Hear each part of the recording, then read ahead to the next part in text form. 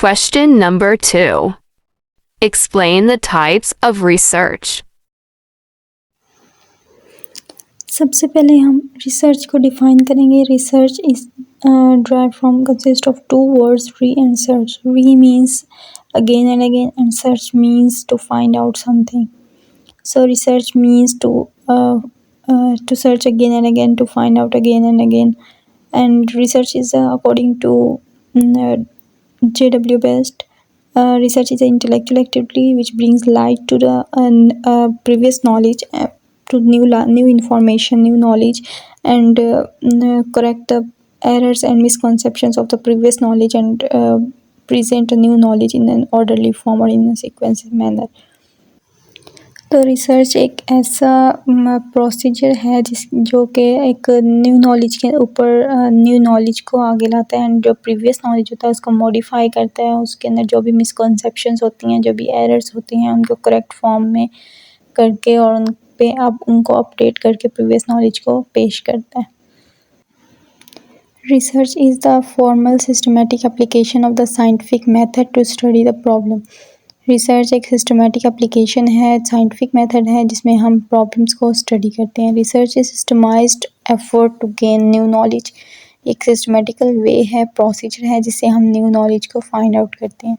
It is a method of studying problems whose solutions are to be derived partially और wholly from facts and figures को देखते हुए हम किसी भी प्रॉब्लम्स का सॉल्यूशन रिसर्च के थ्रू निकाल सकते हैं.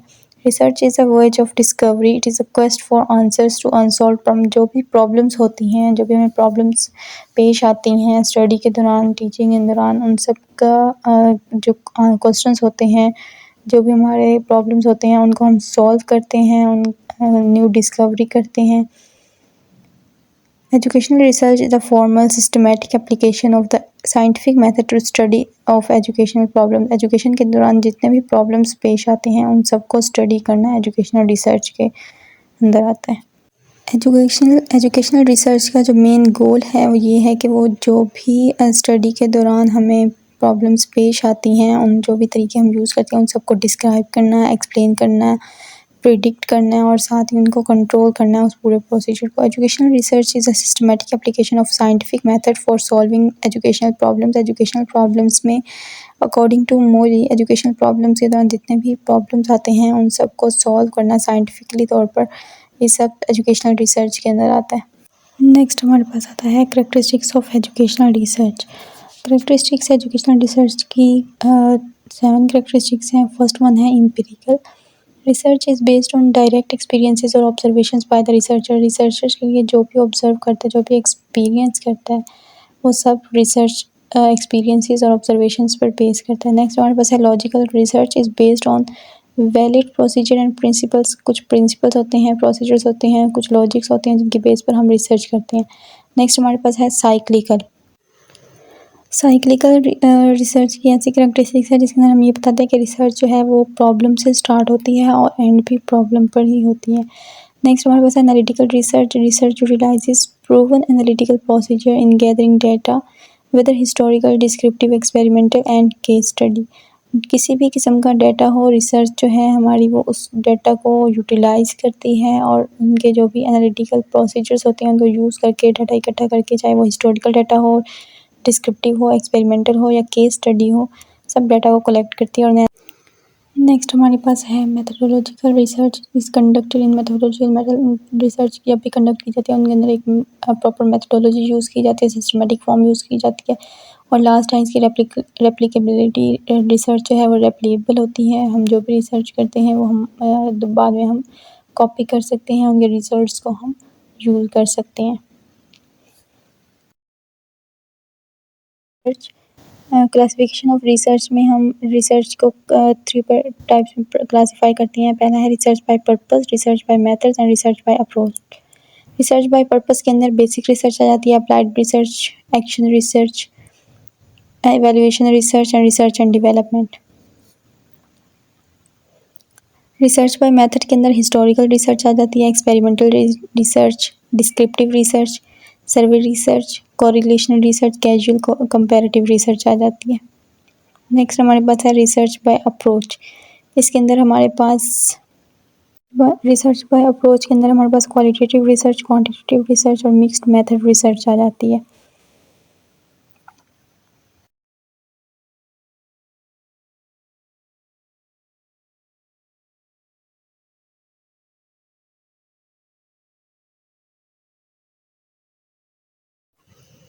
Types of educational research by purpose, इसके अंदर बेसिक रिसर्च आ जाती है। Basic research is also known as fundamental और प्योर रिसर्च। बेसिक रिसर्च को हम फंडामेंटल रिसर्च और प्योर रिसर्च भी कहते हैं।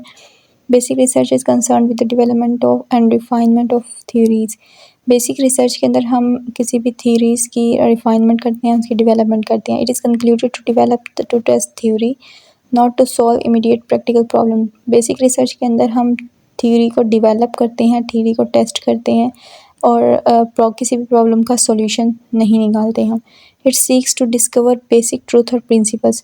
इसके अंदर हम फैक्ट्स एंड फिगर्स को देखते हैं कि जो भी प्रॉब्लम्स पेश आ रही है वो क्यों और किस वजह से पेश आ रही है, हम उसका बेस फाइंड आउट करते हैं।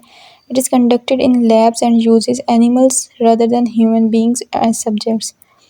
ये ज़्यादातर बेसिक रिसर्च जो है ये लैब्स के अंदर होती है और इसके अंदर एनिमल्स को यूज़ किया जाता है, ना कि ह्यूमन बींग्स और दूसरे सब्जेक्ट्स को यूज़ करने के बजाय इनके ऊपर एनिमल्स को यूज़ किया जाता है। It is conducted by psychologist. ये जो बेसिक रिसर्च है ये साइकोलॉजिस्ट कंडक्ट करते हैं। According to Travers, basic research is designed to add to an organized body of scientific knowledge and does not necessarily produce results of immediate practical value.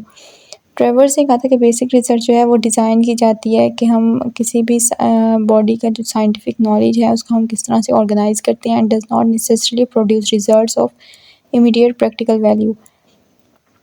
उस वक्त कोई भी रिज़ल्ट उस वक्त हम फाइंड आउट नहीं करते, इमीडिएट कोई भी सॉल्यूशन नहीं निकालते, हम पहले उसका बेस फाइंड आउट करते हैं, उसकी रीज़न फाइंड आउट करते हैं। और इस बेसिक रिसर्च के अंदर basic research is primarily concern with the formulation of the theory और contribution to the existing body of knowledge. Basic research के अंदर हम पहले तो फॉर्मुलेट करते हैं किसी भी थ्योरी को, कंट्रीब्यूट करते हैं कि बॉडी का जो नॉलेज है वो किसी भी जो चीज़ जिसके ऊपर हम रिसर्च कर रहे हैं उसका नॉलेज कितना है। Its major aim is to obtain and use empirical data to formulate, expand और इवेलुएट थ्योरी। इसका जो मेजर एम है, सबसे बड़ा जो इसका एम है वो ये है कि हम किस तरह से कोई भी डाटा ऑब्टेन करते हैं और उस डाटा को हम एम्पिरिकल तौर पर हम किस तरह से यूज़ करते हैं, उसको किस तरह से डाटा को फॉर्मुलेट करते हैं, एक्सपेंड करते हैं और एक थ्योरी को इवेलुएट करते हैं। The main aim of basic research is the discovery of knowledge solely for the sake of knowledge। जो बेसिक एम है बेसिक रिसर्च का वो ये है कि हम कोई भी न्यू नॉलेज किस तरह से डिस्कवर करते हैं।